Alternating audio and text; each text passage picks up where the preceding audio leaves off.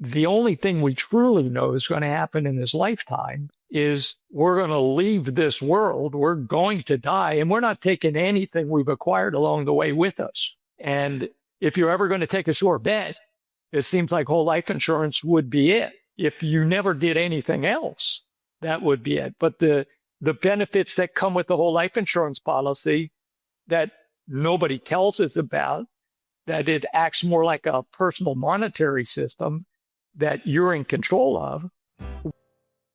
Well, Mike, thank you for joining us on the Infinite Banking Initiative podcast. Let's start off by hearing your story and how you discovered the infinite banking concept.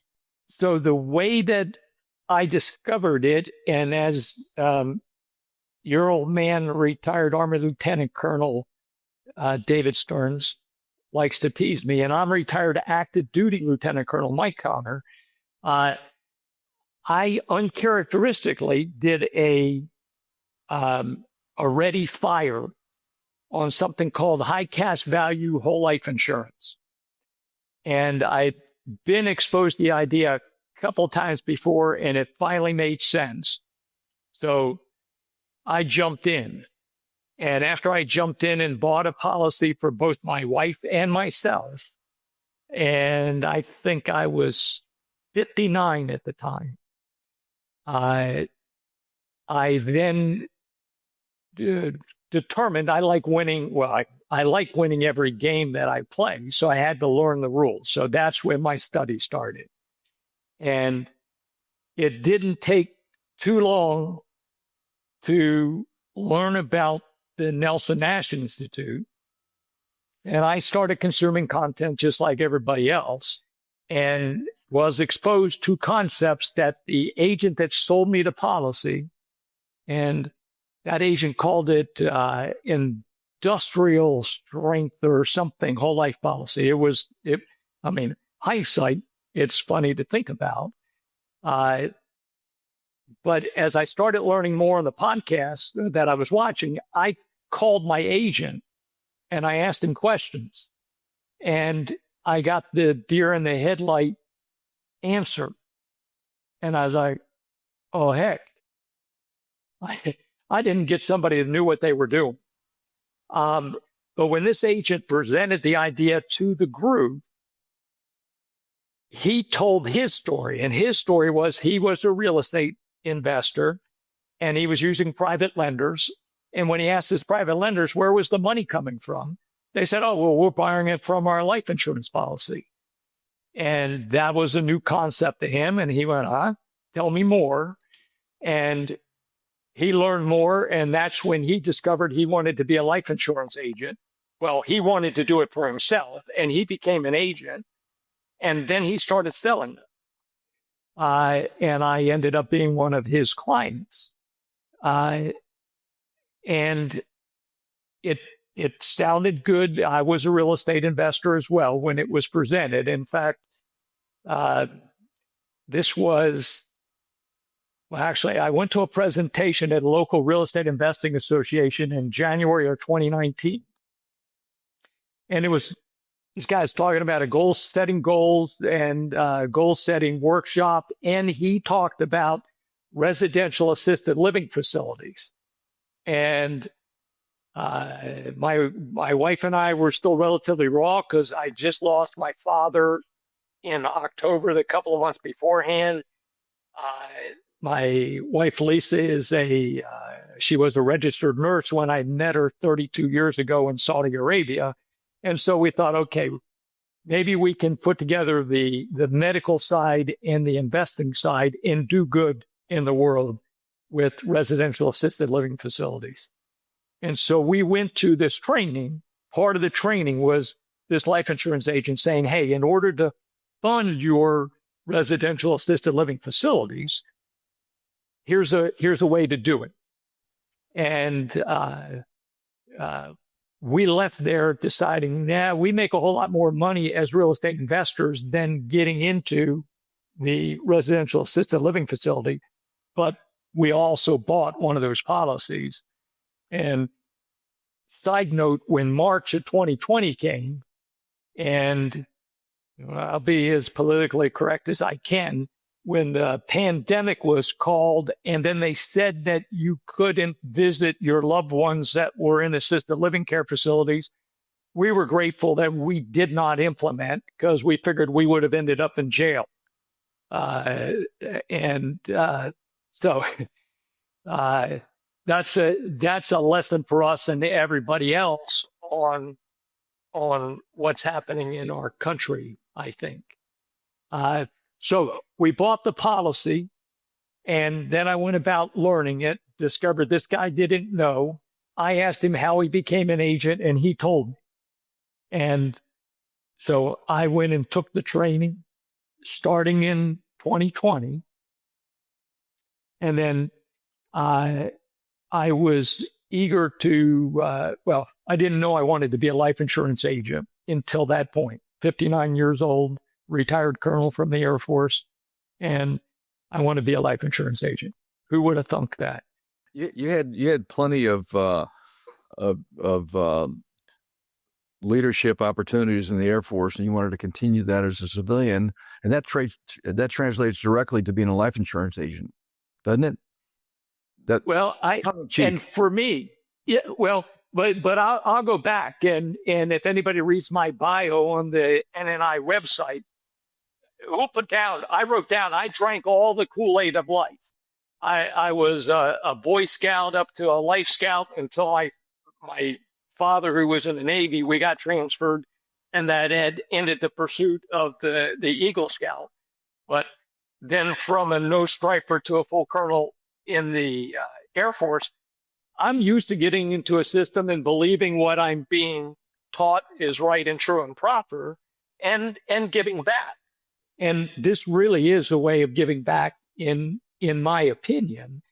And this is the only kind of life insurance that I sell, because I'm not interested in the rest of the business. My first degree was secondary ed mathematics. So I was supposed to be a high school math teacher, and I've scratched my head easily since I became an adult and had to start paying for things. Why in the hell we don't teach high school students how to live the financial game of life to their advantage? And the fact that that's not there, I think, indicates we don't want them to learn how to play to their advantage, because it's more profitable to the system if we send them out into the world ignorant. And since that time, I've been pursuing my journey to play the game as smart as I can play it, to keep as much of what I was making to take care of my family inside of my family. And, through this journey, and it's been a winding journey, certainly of lots of ups and downs, I think the financial foundation is what Nelson put in the book. And I think Nelson was born in 31. My old man born in 37. My father was my hero, and I hear a lot of what Nelson teaches came from my father in his way, but he wasn't educated the same way that Nelson was in Austrian economics and life insurance and that kind of stuff. And my father was a smart man, but he died without life insurance. And the only thing we truly know is going to happen in this lifetime is we're going to leave this world. We're going to die, and we're not taking anything we've acquired along the way with us. And if you're ever going to take a sure bet, it seems like whole life insurance would be it. If you never did anything else, that would be it. But the benefits that come with the whole life insurance policy that nobody tells us about, that it acts more like a personal monetary system that you're in control of. And then given all the really super smart, highly educated individuals that feel qualified to tell us how to live a good life, certainly, it probably started in the early 1900s, but certainly since I've been born, I think the results prove out that they're about 180% wrong from the individual's perspective, And I don't want to think that they were evil enough to lead us down something that would be very profitable to them if we followed their advice. Oh, tell me that's not true, please. Come on. Well, the funny thing is, as I progressed in the Air Force, I tell people as a lieutenant, I could tell senior leadership what was wrong with my career field and how to fix it. And then they promoted me to the next higher headquarters. And I got there and there was a different set of rules there than was at the base level. I'm like, I didn't know they were telling us to do this because of that. I said, well, that was at the major command level in the Air Force, and the Pentagon's the next one up. So I assumed, okay, the really smart people are at the Pentagon, until I got tortured at the Pentagon. Tortured? And it was pure torture. I got up there. What are you doing there? You're crazy, man.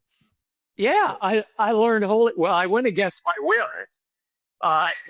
And when I told the colonel that told me that was my next assignment, I was a major at the time. I had a couple captains in the vehicle as we're giving this colonel a tour of Maxwell Air Force Base in Montgomery, Alabama.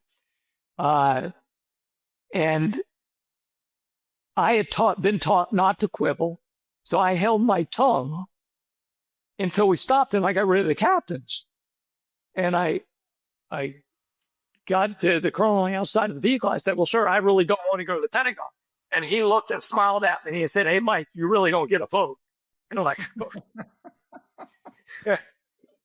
So I get to the Pentagon and I thought the smart people were there, but they had a set of really dumb rules coming from SecDef and Congress.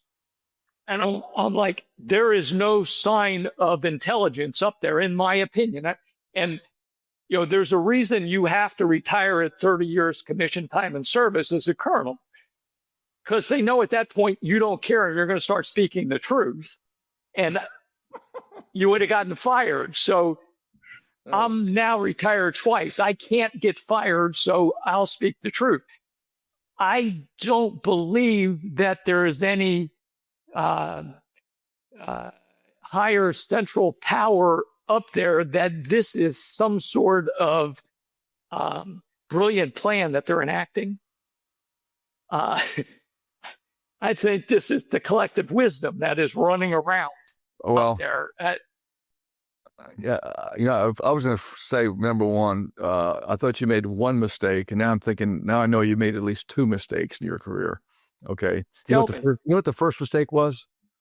No, sir. You chose the Air Force. That's number one. And the second mistake, as you said so eloquently when you pulled rank on me in the first 2 minutes of this podcast, like, a colonel is higher than a lieutenant colonel. Yes, sir. Yes, sir. No.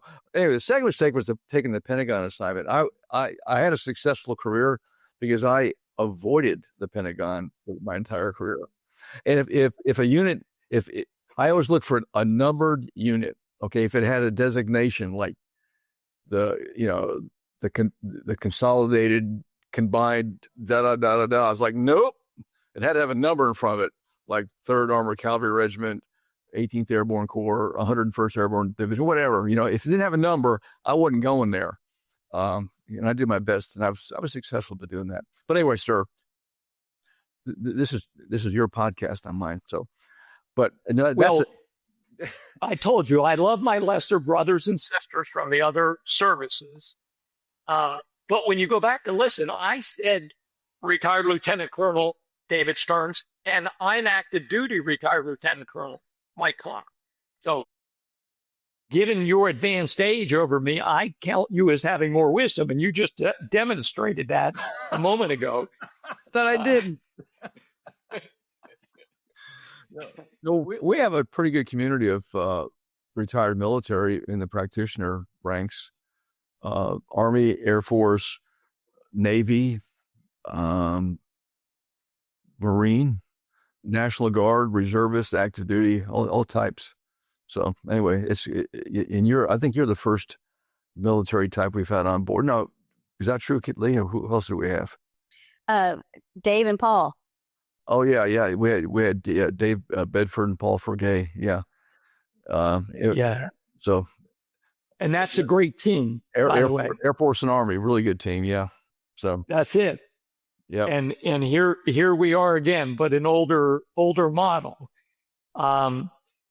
For our future practitioners and current practitioners, and even the real estate investors that I mentor as well, I tell them if they're part of our military family, and anybody that's worn a uniform is part of my military family, that I think they have an advantage because we learned a long time ago we can go through a lot of stuff for a significant length of time, and we came out the other end and we were able to look back and go, holy cow, that didn't feel good, but look what we accomplished. Yeah, look what we accomplished. And what I'm doing now, wearing civilian clothes, is like a lot easier in some aspects, right?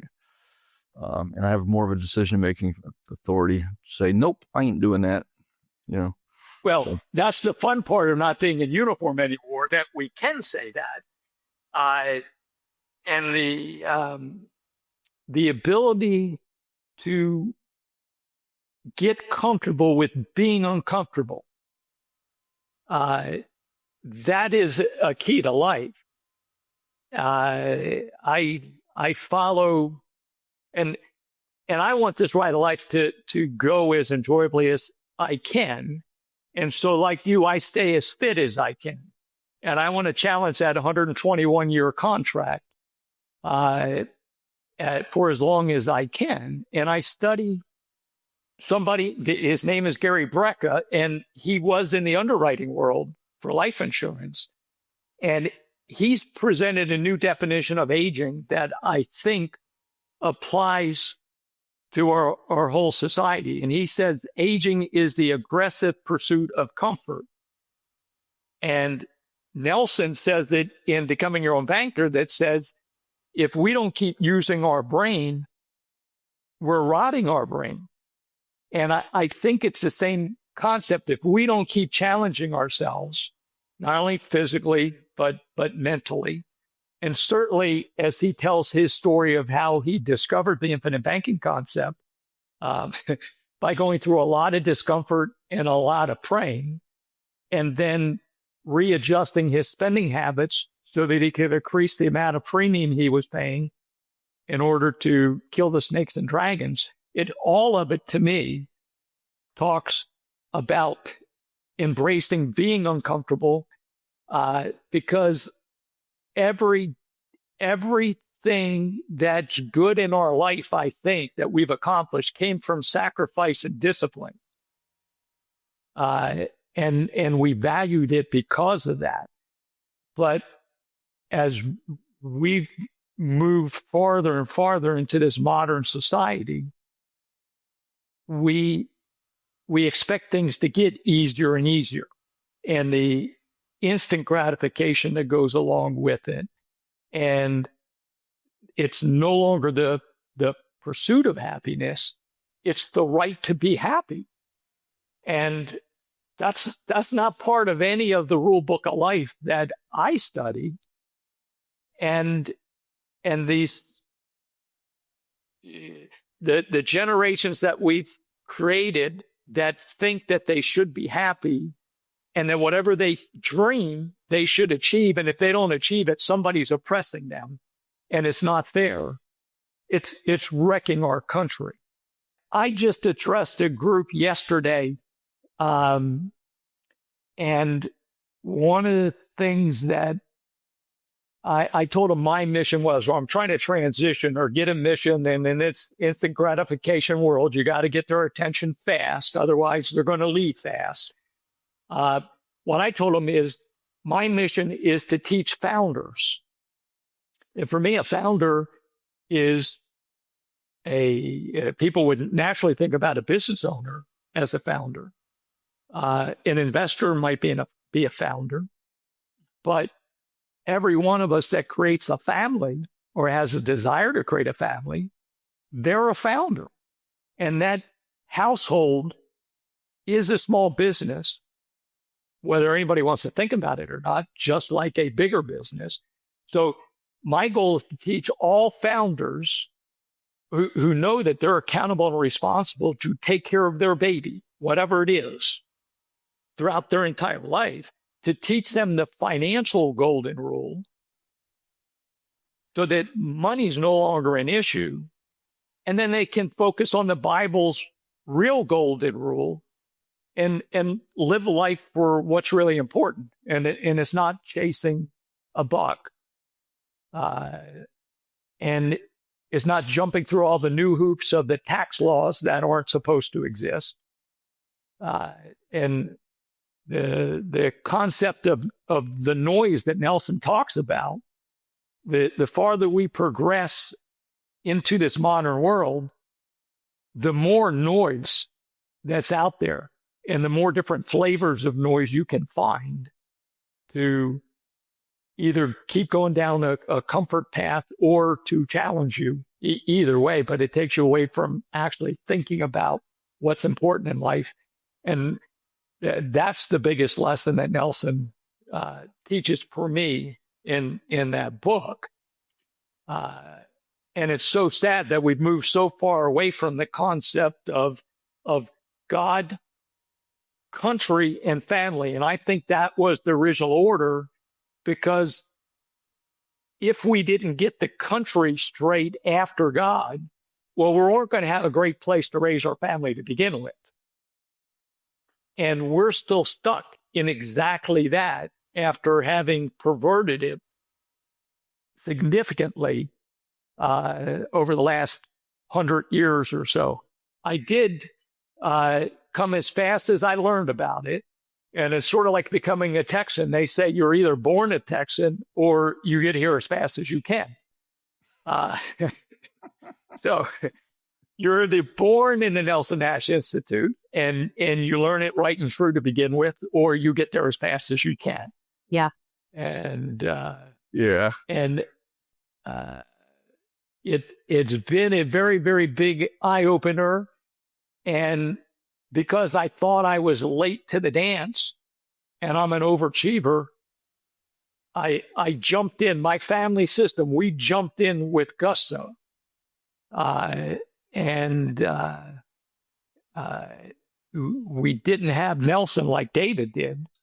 And Lee, I love the generational piece of this.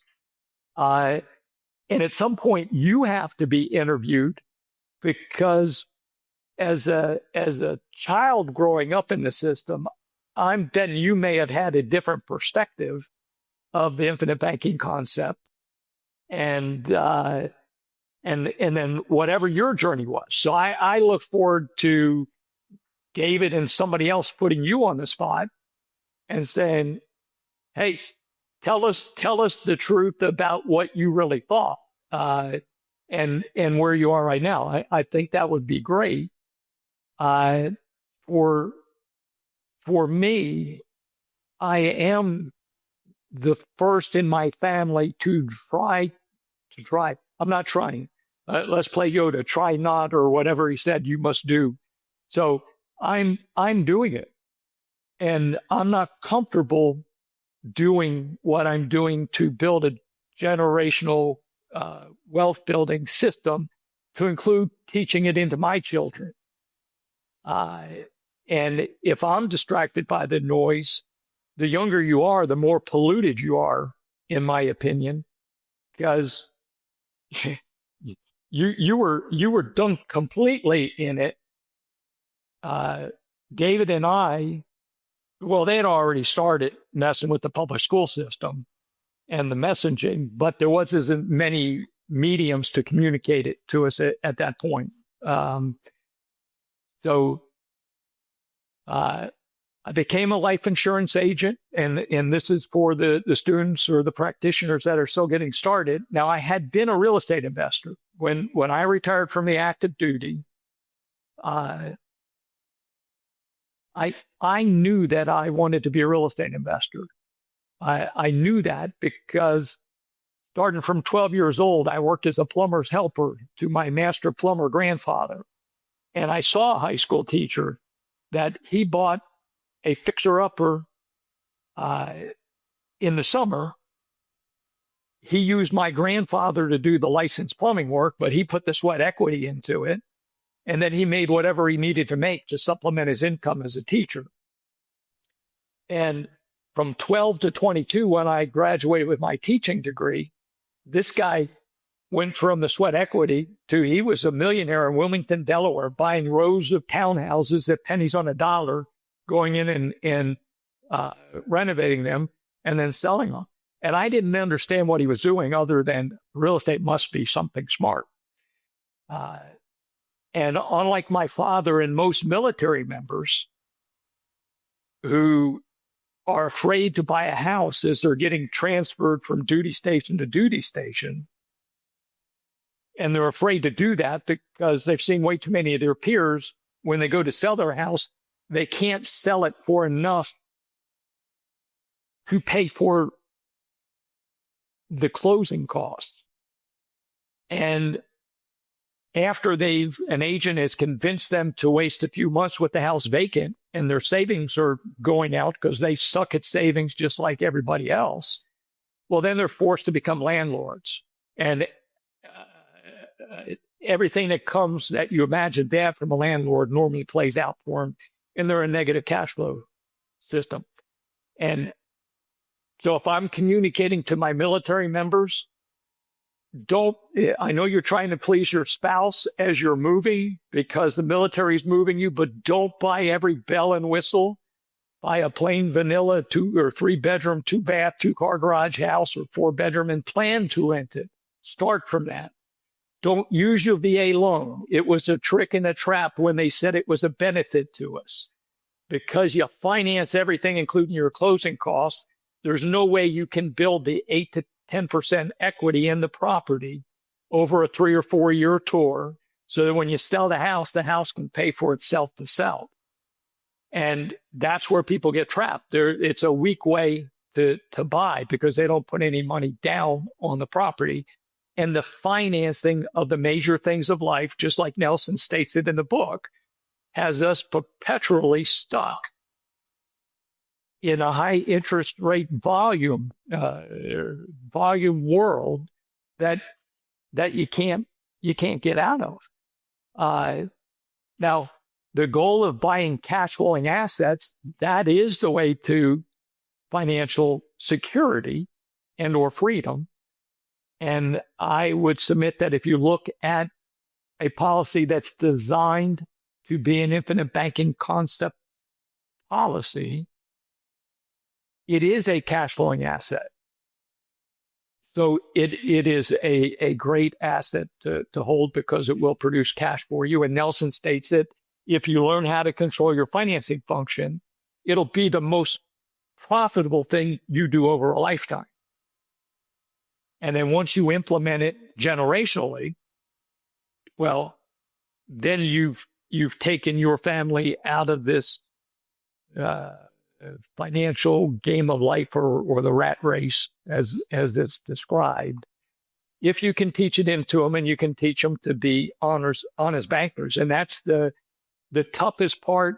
And that's the fear of it for a lot of us that are trying to do something that was never done in our family before.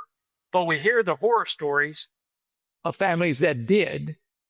Their children didn't value it, and it actually wrecked them. It didn't serve them. It wrecked them. And I got to admit, that's a concern that I have as well for my 4 children. As a real estate investor, starting training in 2002, I had to get comfortable with being uncomfortable. And I'm really an introvert.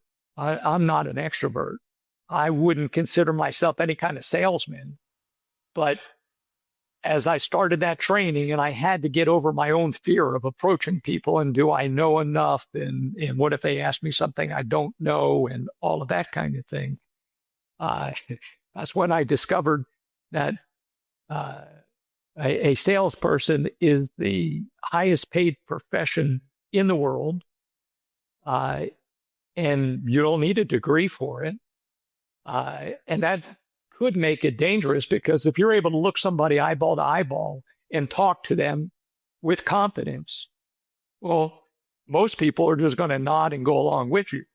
And if what you're selling is right and true and proper, well, that's great. There are enough people that are not selling something that's right, true, and proper. Well, that's where you, as the individual, are accountable and responsible. And you have to make sure that you're doing good business. And in today's victim mentality, where you're apparently not smart enough to do good business, and as long as whatever you're buying produces what you want and you feel good, well, and you're not sharing that with anybody, that's great. But if you get into something and you lose, well, all of a sudden you got cheated. It wasn't you made a bad decision. And then the nanny state has to come after whoever they believe attacked you and throw in more rules and regs and all that kind of stuff, which is really a crazy thing. David, do you remember as a kid watching, I think it was Bugs Bunny maybe, and they used the term caveat emptor, and they put up a sign that said buyer beware. So they were teaching us as kids that we were accountable and responsible, even as little kids watching cartoons, but somehow we left that a long time ago. But I had gotten over, by the time I became a practitioner, I had gotten over being afraid to approach people. And so when I came to NNI to get educated and I passed the test, well, that's just like every college degree that you get or every academic certification. You got a piece of paper, but it doesn't tell you how to go out and do the thing to make money. Like a real estate agent or an appraiser, and I've been both. None of that training teaches you anything about, well, how do I take this certification and then go produce money with it? So the NNI program, that you need a mentor to help you learn how to do that and to make sure that you're going to protect the public, or you're not going to harm the public. Let's put it that way. That was a very, very smart element of becoming an authorized practitioner. And the great thing for me is, through my education, one of the podcasters let it slip that they were practitioner 001. And I'm 527. And we make the joke as we look at illustrations, well, obviously a bigger number is better in regard to the type of policy you'll get. Well, the equal and opposite corollary is, in this instance, a lower number is better, or at least that's the way I figured it. So I went to practitioner 001, and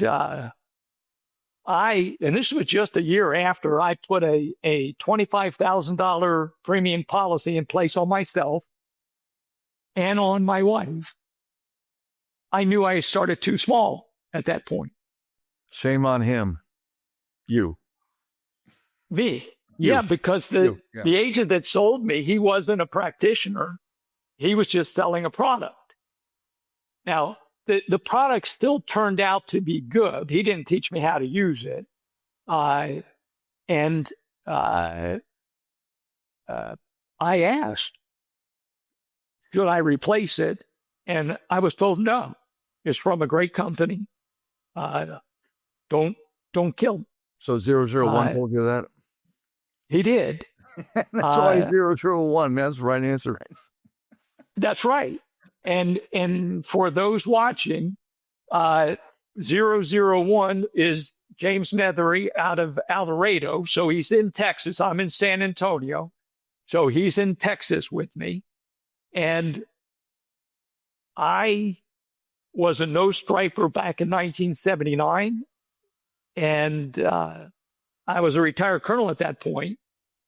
And when James made his recommendations, I said, hey, look, I'm a good follower and a good leader. I came to follow.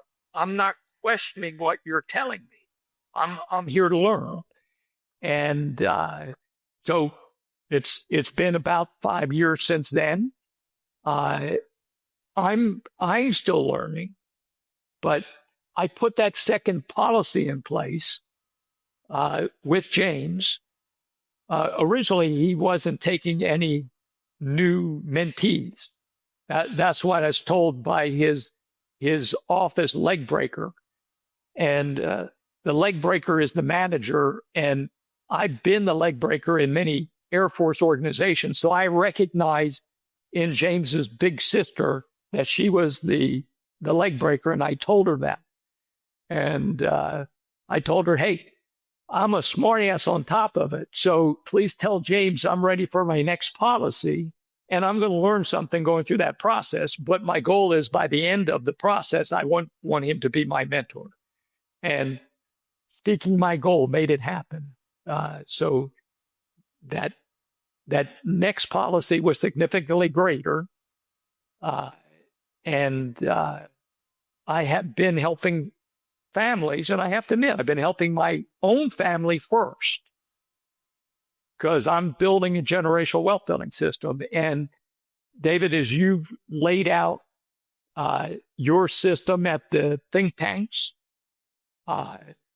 as you told the story of when you got your first policy, and I think it being before you were permitted to marry Nelson's daughter, I think that makes Nelson a smart man. And it makes you a smart man for just saying, yes, sir. And then continuing on with the process. And you have years more of compounding in your system than I do. And that's when I say late to the game. Now, the beautiful thing for my story, and for everybody to know, I've been trying to get as smart as I can for as long as I can. I, at one point, this was back leading up to the global financial crisis, not the cause of it, but leading up to it. As a new real estate investor, I became a Dave Ramsey Financial Peace University facilitator because we were doing rent-to-own or lease options in a small town in South Carolina. And we wanted our buyers to buy. So I was doing everything, the Boy Scout in me. We were gifting the Financial Peace University membership to our buyers so they get as strong financially as they could, and so they could get their loan within a 3-year time period. I became a certified housing counselor, like a HUD housing counselor, to do the same thing, to qualify them before I even put them in the property. And the fascinating thing is my start date as a full-time investor was January of 2005. And my study provided a plan, says, hey, buy rent-owned properties, put people in them, give them up to 3 years to cash out. And oh, by the way, similar to Nelson, this is the game of leveraging money. So borrow money from private lenders and get at least a 3-year note so that you put your buyer in, you get them ready, you get them cashed out, you pay your private lender, and you get the profit you build into the deal on top of the positive cash flow each month. Now, I follow directions pretty damn well. So once a month for almost 4 years, I did that, but none of them cashed out because when the global financial crisis burst or the bubble burst, in 2008, well, all the lending criteria changed. So what I had qualified my buyers under, well, they weren't qualified anymore. So they couldn't get their loans. So I couldn't pay off my private lenders. And I had my own Nelson-like moment, and I didn't have his background. So unfortunately, mine said I had to go from being a business owner, not an employee. I had to go back to work as an employee doing what I knew. So that's how I got to San Antonio as a DOD contractor to take care of my responsibilities to pay back my private lenders.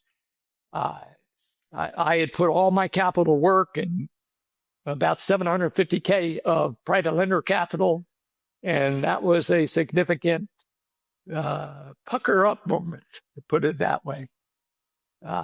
So I try to, and the people I mentor, I say, look, I've been mentored by a lot of good people.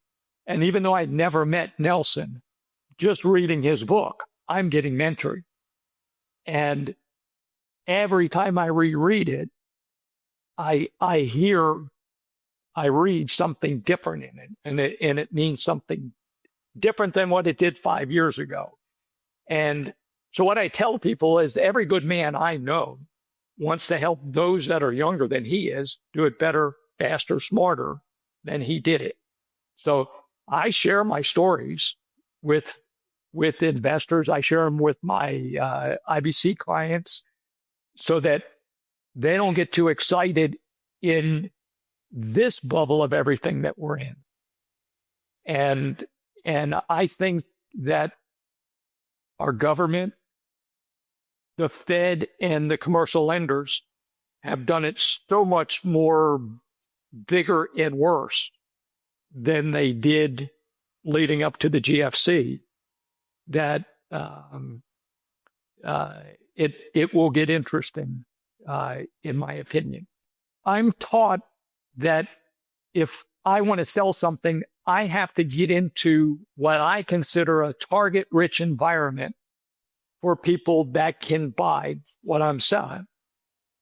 And because I do real estate, well, I'm in real estate investing associations, and I'm sharing this with them. I study other kinds of wealth building, and as I'm in those groups, I'm sharing with them as well.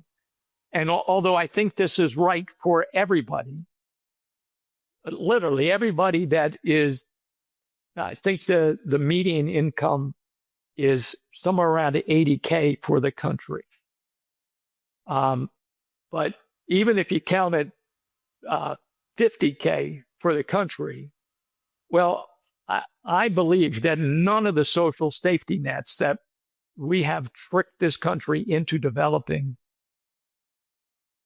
none of them are going to work. And that we shouldn't have even developed them to begin with, because we, the individual, are accountable and responsible to take care of ourselves, not the government. And to do that, you have to save at least 10%. And not gamble or invest it, but you have to save it. The minimum way I help train my clients is, look, you're not happy with your financial system. And like Nelson, you have to relook how you're spending things, spending your money, and where your priorities are. And you need to save at least 10%. That's the goal. Now, you're going to make more money over time. And as you start becoming your own banker, you're going to be recapturing the interest that is currently leaving your system. So you need something bigger than the 10%. So I often will get them started at a 10% planned or committed premium with the ability to pay 20. And the goal, and I'm coaching and mentoring them in the background to get to the full 20 as fast as they can. So if you make $50,000 a year, well, the planned premium would be $5,000 a year, up to 10. And that's only a little bit over $400 a month. And I think even the young people in their early 20s that I'm working with I can get them to that thought process pretty quickly. And if you only get the system started, and that's where it's great, David, when we hit the think tank, that you've shared your family system, because you have a lot of policies with premiums that are lower than that. Yeah. If I remember correctly. Absolutely. It's almost embarrassing how low some of them are, but yeah. Yeah, but your system now is not embarrassing. Even if you look at it that way, and you had the discipline to do it, and you've described it.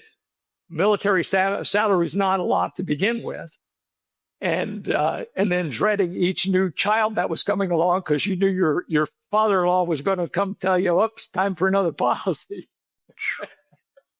Like gold. At least I knew what the premium was going to look like. So, but yeah. Yeah, well, absolutely. And those stories are great to hear. And the discipline and the sacrifice that you put in at that time in order to be where you are today, that's a fantastic story. And if we had known sooner, and Nelson did, so he was taking care of his grandchildren. I don't know how early he got to his children in his story. I don't think I've ever heard that part.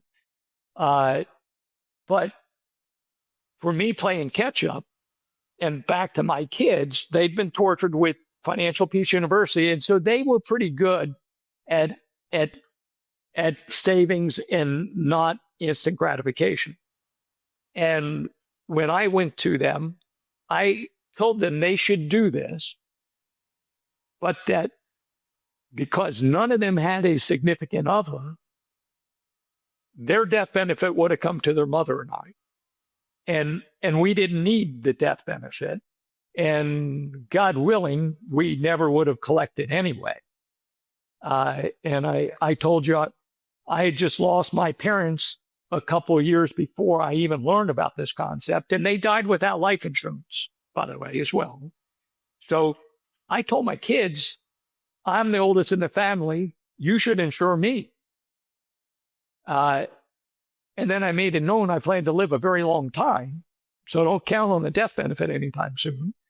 But that when I do graduate, I would feel good knowing that there would be a tax-free death benefit going to them and their family, and that would be all theirs. Would have nothing to do with me. I'm building a system for them and my grandchildren and hopefully many generations beyond that. But that would be theirs. And 3 out of my 4 children loved me at that time. And they did what I recommended. And the youngest actually started. And so he took a $10,000 a year premium policy at 22 on me. Big sister at 26 took a $20K policy. She was a clinical pharmacist at the time. Number 3 did a $10K, and my oldest son, number 2, he didn't love me at that time. I'm happy to say he loves me again, or many years ago, he loved me again. And so that part's going great. So they got started, and they built a pretty big borrowing or financing capacity at this point.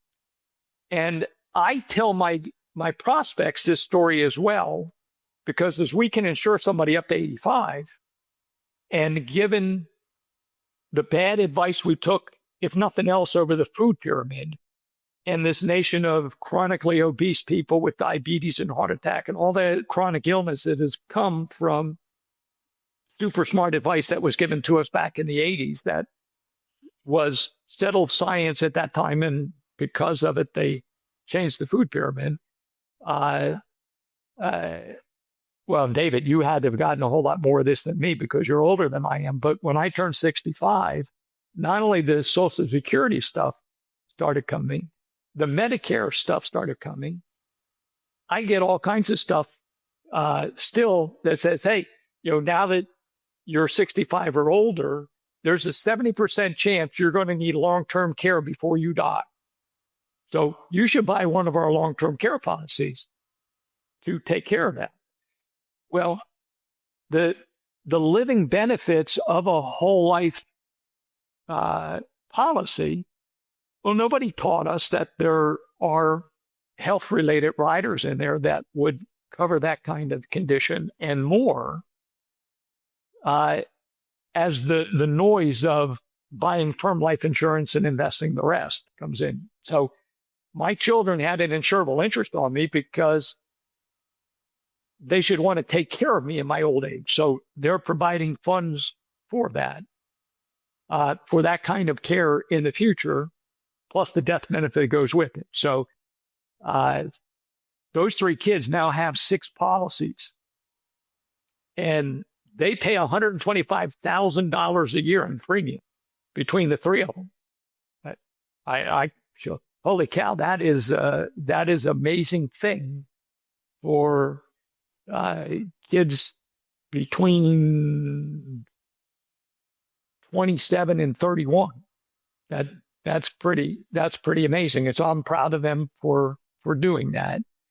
That is certainly not normal, that much premium on their dad in most cases, Agree. And when I tell you that I like playing every game that I play to win, and I think that life is a team sport. Certainly within a family, it should be a team sport, even though they disintegrated the Vicar families in many cases out to the nuclear family. Certainly within a nuclear family to act as a team. So I've helped my children in the early years when they didn't have that full max premium to pay. Well, I lent them the money to put into their policy to bring back out and pay me back in a policy loan. And then their savings each month just went back to pay the policy loan. So I helped them build that discipline to build up to where they could make their full premium payment. And they've been using their policy to pay off. The youngest had a car loan. He paid off the car loan with the first annual premium. About 30 days later, he took his first policy loan. He paid off that vehicle loan, and then he started repaying his policy as an honest banker. His brother decided that he wanted to modify the equipment finance portion of the book, and he went out and bought a couple of 18-wheelers, and then he leased them to a buddy that had a Amazon delivery contract. And so he got lease payments to go back in. And so that's either the equipment finance or it's the young lady that didn't go to medical school. And she bought the luxury vehicles and leased them to the doctors. So they're putting their policies to work. And I try to get my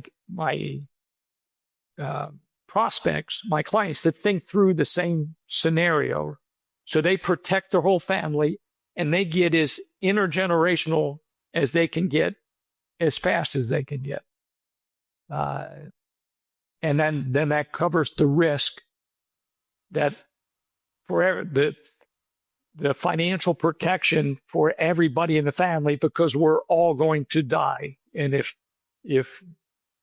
through that something great happens for the family, that is a smart plan, in my opinion.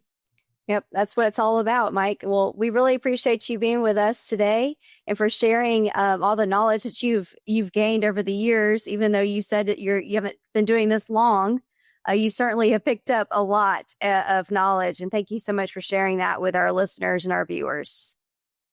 Well, certainly it's my pleasure, and I look forward to helping as many students, if they've got questions, to feel free to get in touch with me. And certainly any clients, any of my military family that's listening, I want to help you do life better, faster, smarter than I did. Yep. That's the key, man. We're here to help, right? Definitely. That's the real golden rule that we should be operating by. But we got to get strong financially in order to do it.